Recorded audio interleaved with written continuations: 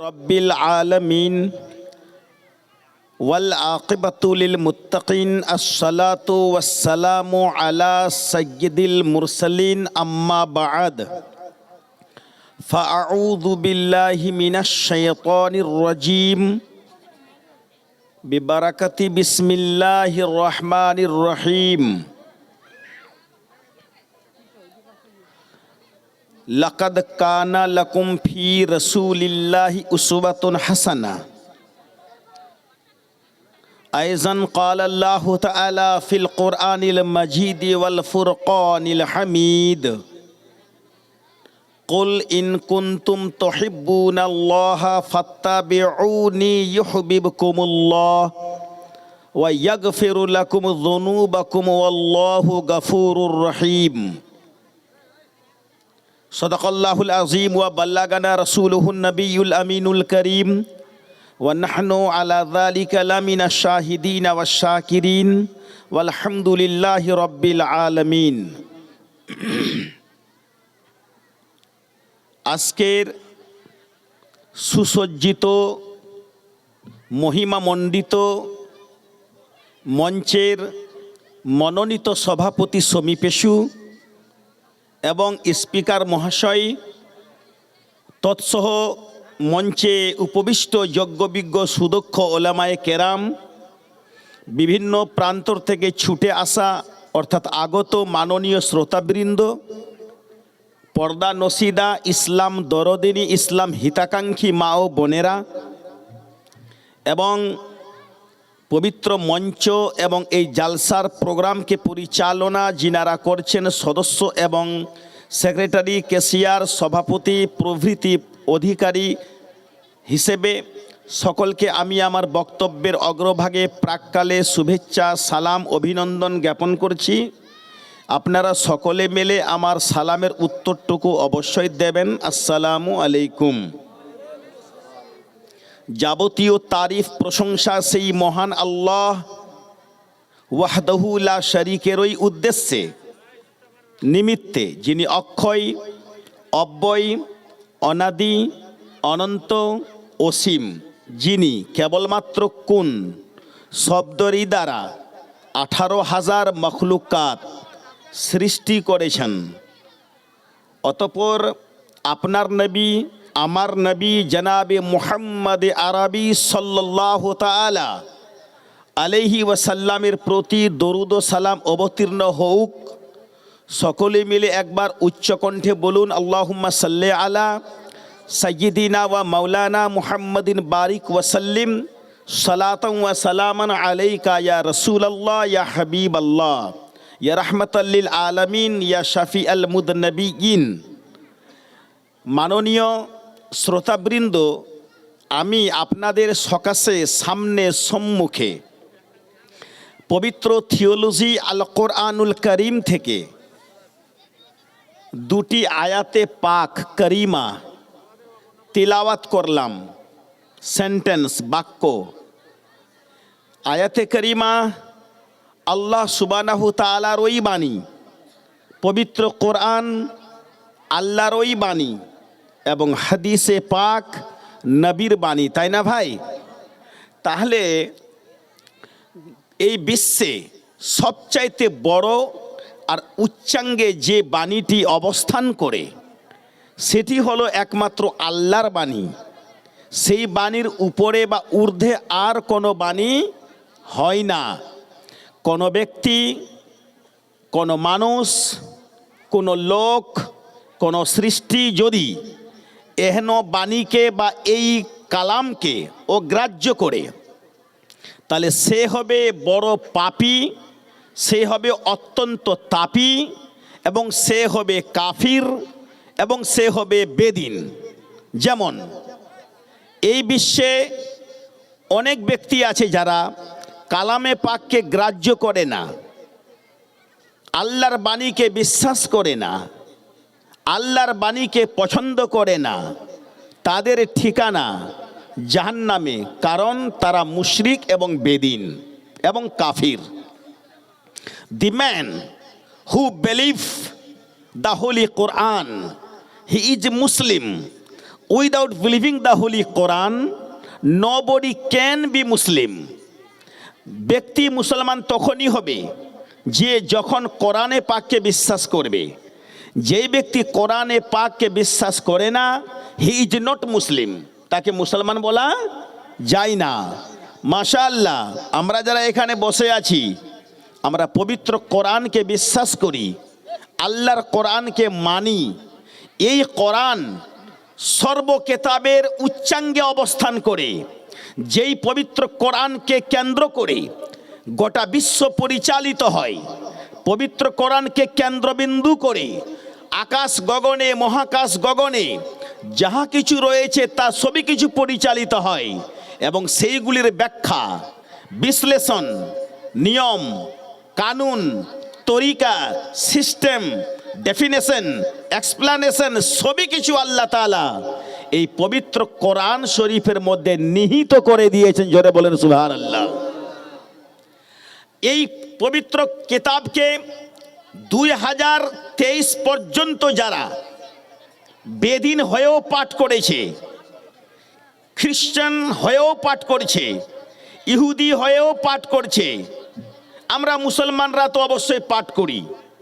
বিষয়টা হলো এই জায়গাটাতে যারা বিগত দিন পর্যন্ত কোরআনকে মানে লাগাতো না, যারা পবিত্র কোরআনকে মূল্য দিত না বেদিন হয়ে, কিন্তু তারাই বেদিন আজ কোরআনে পাককে রিসার্চ করে পবিত্র কোরআনকে খতিয়ে দেখে তারা আল্লাহর ধ্যানে পাগল পারা হচ্ছে।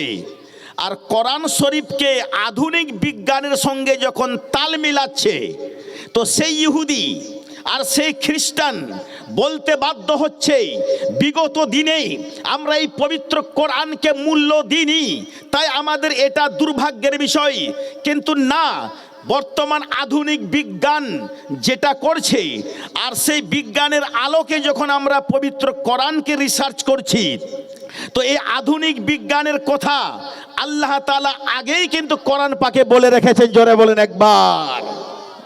তাই ইহুদি মুসলমান হচ্ছে, তাই খ্রিস্টানিটি মুসলমান হচ্ছে, তাই অ্যাডভোকেট মুসলমান হচ্ছে, তাই প্লেডার মুসলমান হচ্ছে, তাই লিডার, উকিল প্রভৃতি ইঞ্জিনিয়ার বিভিন্ন রকমের জ্ঞানী গুণী ব্যক্তিরা মুসলমান হচ্ছে।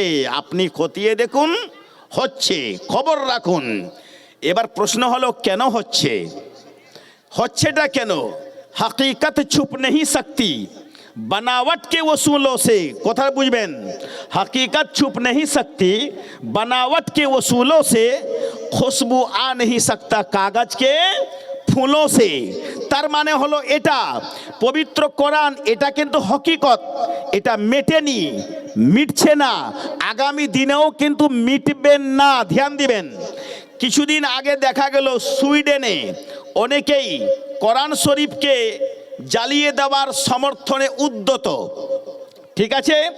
আবার নরওয়েতে কিছুদিন আগে ইসলামের বিরুদ্ধে কার্যকলাপ করলো। কিন্তু এরই পাশাপাশি দেখা যাচ্ছে কোন কোন দেশে এক ঐক্যবদ্ধ হয়ে জামাতের সঙ্গেই ঐক্যভাবে পবিত্র কোরআনকে জড়িয়ে ধরে আবার তারাই কিন্তু লা ইলাহা ইল্লাল্লাহ মুহাম্মাদুর রাসূলুল্লাহর ধ্বনি ঝংকার দিয়ে পাঠ করে মুসলমান হচ্ছে। তার মানে হলো এটা যে মানুষের মধ্যে আবার ইবলিসেরও তো সমর্থনকারী আছে, ঠিক কিনা আপনি বলেন।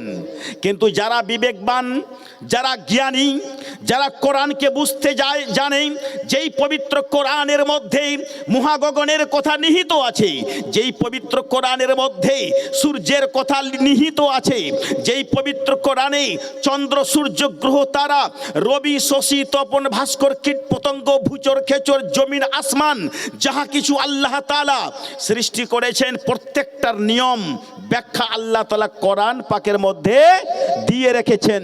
তাই আমরা যখন আকাশের কোলে চাঁদ দেখি, আমরা পবিত্র কোরআনকে স্মরণ করি, নিশ্চয়ই চাঁদের গল্প আল্লাহ তাআলা কোরআনে বলে রেখেছেন। জোরে বলেন একবার। আমরা যখন আকাশের কোল থেকে সূর্যের তাপ পাই, যখন আকাশের কোলে অবস্থিত সূর্যের আলোতে আমাদের শস্য উৎপাদিত হয়, শস্যের প্রোডাকশন হয়, শস্যের উৎপাদন ঘটে। বিজ্ঞান বলছে সূর্যের আলোতেই চারাগুলো বড় হয়, সূর্যের আলোতে ফসল হয়, সূর্যের আলোতে অনেক কিছু ফায়দা হয়, সূর্যের আলোতে দেশ চলে, সূর্যের আলোতে লাইটিং হয়, সূর্যের আলোতে ফসল উৎপাদিত হয়। এই কথাটা আধুনিক বিজ্ঞান বলছে, কিন্তু আমার কোরআনকে খুলে দেখুন, যেই পবিত্র কোরআন প্রায় 1500 বছর আগে আল্লাহ তাআলা নাজিল করেছেন। আধুনিক বিজ্ঞান তো আজকে এই কথাটা বলল, কিন্তু এই উক্তিটি, এই বাণীটি, এই কথাটি আল্লাহ তাবারাক ওয়া তাআলা পবিত্র কোরআনের মধ্যে প্রায় 1500 বছর আগেই বলে দিয়েছেন আরবের জমিনে নবী মুস্তাফার মাধ্যমে। জোরে বলুন সুবহানাল্লাহ। তাই দোস্ত শুনুন, আল্লাহ তাআলা আগেই বলে রেখেছেন, আর আধুনিক বিজ্ঞানরা পরে কিন্তু ওটা করে দেখাচ্ছে। বুঝবেন কথাটা একটু, কেন? আফালা ইয়াতাদাব্বারুনাল কোরআন, লোকেরা কি কোরআন সম্বন্ধে একটু জ্ঞানবোধ করবে না? তারা কি রিসার্চ করবে না? তারা করুক। কে বলছে কথাটা? আল্লাহ। আল্লাহ এটাই বলতে চাইছে, আমি যে কোরআন নাজিল করেছি, জ্ঞানীরা যারা প্লেন তৈরি করতে পারে, জ্ঞানীরা যারা ইঞ্জিনিয়ারিং করতে পারে, জ্ঞানীরা যারা সমুদ্রের অতুল তলে তলিয়ে যেতে পারে, জ্ঞানীরা যারা উড়োজাহাজ বানাতে পারে, জ্ঞানীরা যারা আপনার কম্পিউটার তৈরি করতে পারে, জ্ঞানীরা যারা আপনার টিভি তৈরি করতে পারে, জ্ঞানীরা যারা মাউথপিস তৈরি করতে পারে, জ্ঞানীরা যারা মাইক তৈরি করতে পারে, জ্ঞানীরা যারা অ্যাম্পলিফায়ার তৈরি করতে পারে, জ্ঞানীরা যারা আকাশ গগনে উড়িয়ে যেতে পারে, তাদের মতো লোকরা কোরআন রিসার্চ করুক, আমার সৃষ্টির সঙ্গে তারা তাল মিলিয়ে দেখুক যে এই কথাগুলো আমি কোরআনে আগেই বলে রেখেছি কিনা। জোরে বলেন একবার। আল্লাহ কেন বলে রেখেছেন? এই জন্যে যে এখন যে উড়োজাহাজে চড়ে কোরআন শরীফকে পড়বে, মিলিয়ে দেখবে, আরে ঠিকই তো, আল্লাহ তাআলা তো কোরআন শরীফের মধ্যে আগেই কথাটা বলে রেখেছে। তো উড়োজাহাজ তৈরি হলো পরে, কোরআনে বলেছে আল্লাহ আগে। কথা বুঝবেন একটু। মোবাইল তৈরি হলো পরে, সিস্টেম থিওরি দেওয়া আছে কোরআনে আগে। এটা দুর্ভাগ্যের বিষয় যে রফিকুল ইসলামের মতো ক্ষুদ্র জ্ঞানী মোবাইল তৈরি করতে পারেনি, ঠিক আছে, টিভি তৈরি করতে পারেনি, উড়োজাহাজ তৈরি করতে পারেনি, কিন্তু এই দুনিয়ার বুকে আল্লাহর সৃষ্টি কোনো না কোনো ব্যক্তি তৈরি তো করতে পেরেছে, ঠিক কিনা আপনি বলেন? তো সেই ব্যক্তি এই মাদ্দা এবং মাদ্দিয়াতের মধ্যে, এই দুনিয়ার মধ্যে অনেক জ্ঞানী হলো এই বিষয়ে। সেই জ্ঞানীকে উদ্দেশ্য করে আল্লাহ তাআলা বলছেন তারা পবিত্র কোরআন রিসার্চ করে দেখুক যে এই কথাগুলির ইঙ্গিত কোরআন পাকে দেওয়া হয়েছে কিনা। তাই এই আধুনিক বিজ্ঞানের সঙ্গে কোরআন যখন মিলে যাচ্ছে, বা কোরআন পাকের সঙ্গে যখন আধুনিক বিজ্ঞানের সৃষ্টি মানে আবিষ্কারগুলো মিলে যাচ্ছে, তো বড় বড় পণ্ডিতরাও কিন্তু মুসলমান হচ্ছে। জোরে বলেন সুবহানাল্লাহ। এবার আমি আপনাকে বলি, একটা মিসাল দিই। Stephen Leacock he said, I am very worried that I cannot get Allah subhanahu wa ta'ala, so that I am very sorrow. বলল স্টিফেন লিকক, আমি গীতা পাঠ করলাম, also I recite the Veda, আমি বেদ পড়লাম, and also recite the holy Bible, বাইবেলও পড়লাম, and ত্রিপিটকও পড়লাম, নানাই বই পড়লাম, but I can not very glad, কিন্তু আমি হতে পারলাম না আনন্দিত। তাই কি করতে হবে? সে চলে গেল আপনার জেরুজালেমে, সেইখানে একটা এই পবিত্র কোরআন পাকের কপি ক্রয় করলো। জোরে বলেন একবার। পবিত্র কেতাব কোরআন ক্রয় করলো মার্কেট থেকে। সেই স্টিফেন লিকক যে বহুদিন ধরে গীতা পাঠ করলো, আনন্দিত হতে পারেনি, বাইবেল পাঠ করলো, আনন্দিত হতে পারেনি, ত্রিপিটক পাঠ করলো, মহান আল্লাহর সন্ধান পায়নি, আল্লাহু সামাদ কাবীরা। অবশেষে সেই ব্যক্তি যখন কোরআন শরীফ ক্রয় করলো, ক্রয় করার পরে আদ্যপান্ত, তার মানে শুরু থেকে আরম্ভ করে শেষ পর্যন্ত কোরআন শরীফ তেলাওয়াত করতে লাগলো। আর এমনি পড়লো না, বুঝে বুঝে পড়তে লাগলো। যখন সেই ব্যক্তি বুঝে বুঝে পাঠ করতে লাগলো, ও জানতে পারলো এই সূরাতে উদ্ভিদ জগতের কথা লেখা আছে, এই ভার্সেসে নির্বিজ্ঞানের কথা লেখা আছে, ওই সূরাতে নদীর কথা লেখা আছে, ওই সূরাতে মানুষ মানুষের কথা লেখা আছে, ওই পাড়াতে মেয়েদের ব্যাপারে লেখা আছে, এই পাড়াতে পুরুষের ব্যাপারে লেখা আছে, এই পাড়াতে চন্দ্র সূর্যের ব্যাপারে লেখা আছে। তো স্টিফেন লিকক মনে করছেন, হায় রে, আমি তো কোরআন শরীফকে আগে বিশ্বাস করতাম না যে এহেন কেতাব আছে, কিন্তু আমি যখন এই পবিত্র কোরআনকে এইভাবে পড়তে লাগলাম আর বুঝতে পারলাম মানে সহকারে, তো আমি নিশ্চয় বুঝে নিতে পারলাম এই রকম উক্তি গীতার মধ্যে নেই, এই রকম উক্তি বাইবেলের মধ্যে নয়, এই রকম সততা ত্রিপিটকের মধ্যে নয়, এই রকম কথা অন্যান্য কেতাবে নয়। তাই স্টিফেন লিকক খুশি দিলে গোটা বিশ্বে প্রচার করে বলল, আমি কিন্তু আজকে আল্লাহর সন্ধান পেয়ে নিয়েছি। জোরে বলুন সুবহানাল্লাহ। তাই সেই উচ্চ কণ্ঠে কলেমা পাঠ করলো, লা ইলাহা ইল্লাল্লাহ মুহাম্মাদুর